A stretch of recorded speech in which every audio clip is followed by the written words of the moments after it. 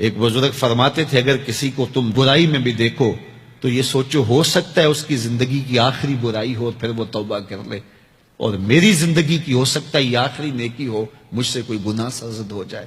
کتنے لوگ ہیں جو مرتبہ کمال پہ پہنچے لڑک گئے، بڑے بڑے لوگ تھے لیکن انجام ٹھیک نہیں ہوا۔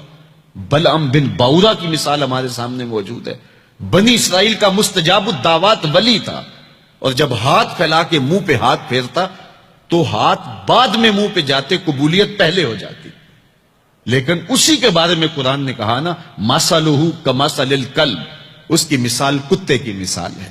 زبان لٹک گئی تھی، زمین چاٹتا تھا، چونکہ اس کے ہاتھ نبی کے خلاف اٹھ گئے تھے۔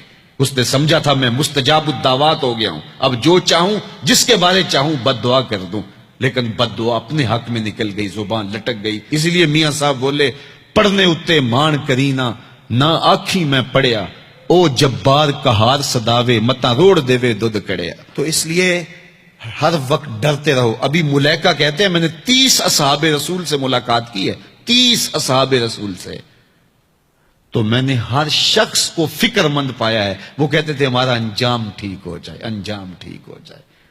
حضرت سیدنا ابو بکر صدیق رضی اللہ تعالیٰ عنہ، جن کے بارے میں میرے رسول کی زبان سے لفظ نکلے، ابو بکر فی الجنہ، ابو بکر جنتی ہے، لیکن وہ کہتے ہیں ایک چڑیا کو دیکھ کے شاخ پہ بیٹھی ہے، کہا واہ چڑیا کتنی موج ہے تجھے، ایک شاخ سے اڑتی ہے دوسری شاخ پہ بیٹھ جاتی ہے، اور قیامت کے دن تیرا حساب بھی نہیں ہوگا، پھنسے تو ہم ہیں جن کا حساب ہوگا۔ یہ وہ لوگ ہیں جن کی زندگی دیکھیے، ان الشیطان یفر من ظل عمر، عمر وہ ہے جس کے سائے سے شیطان بھی بھاگتا ہے، لیکن وہ کہتے ہیں کاش میں مٹی کا ڈھیلا ہوتا۔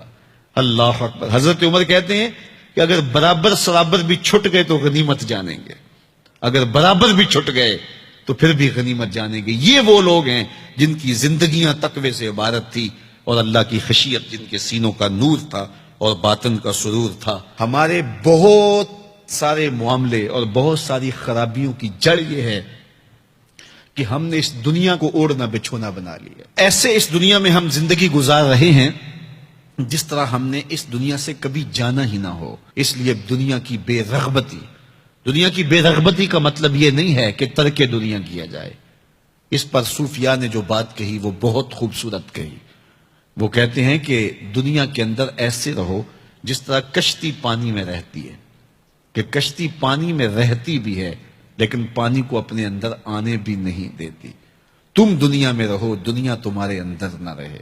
اگر تم دنیا میں رہو گے تو خیر ہے، اگر دنیا تمہارے اندر رہی تو پھر کچھ نہیں بچ پائے گا۔ کشتی پانی میں رہے تو خود بھی تیرتی ہے، اوروں کو بھی تراتی ہے، لیکن اگر پانی کشتی میں آ گیا تو کشتی کو لے ڈوبے گا۔ اس کی رحمت کے دروازے کھلے ہیں، آج ہم اس کی چوکھٹ پہ آ جائیں، کل تو آنا ہی آنا ہے۔